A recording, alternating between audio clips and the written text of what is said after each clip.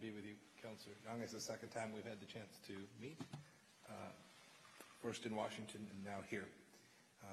And it's great to make my first trip to China as the United States Secretary of State. I want to thank all of our Chinese hosts for their incredible hospitality.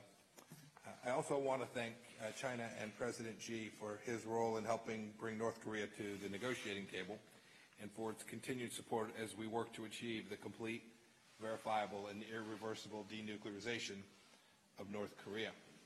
This is my third country that I've had the chance to speak with today. Each has reinforced three important things that happened in Singapore. First, the commitment to a fundamentally changed relationship. Japan, the Republic of Korea, and now China have all acknowledged that we have turned the corner, that we have begun a process away from the threat of war and towards peace on the peninsula. Each of those three countries, too, has acknowledged the importance of the work that President Trump has undertaken and the commitments that Chairman Kim has made towards that very end, to achieve that denuclearization.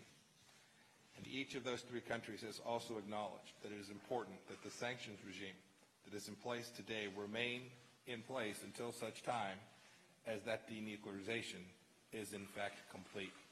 There has been unanimity in that set of objectives, and I'm heartened by that following the Singapore summit. The United States wants a very constructive relationship with China. That means we have to make concrete progress on our top priorities.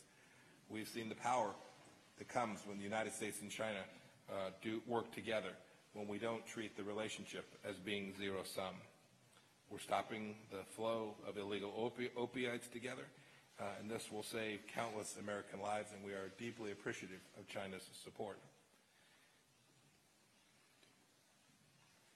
We discussed trade today. Our deficit with China is still too high.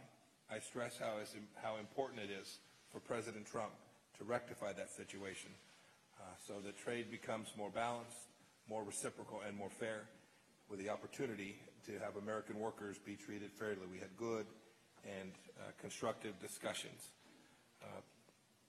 We also need to make some progress between our two countries on security. As Councillor Young mentioned, I reaffirmed our concern with respect to China's efforts to build and militarize outposts in the South China Sea, endangering the free flow of trade and threaten the sovereignty of other nations and undermining regional stability.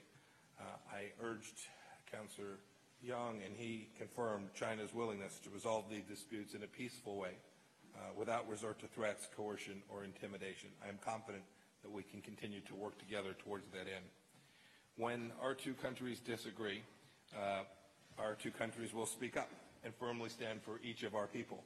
Our values, including the respect for human rights and religious freedom and the rule of law, are important.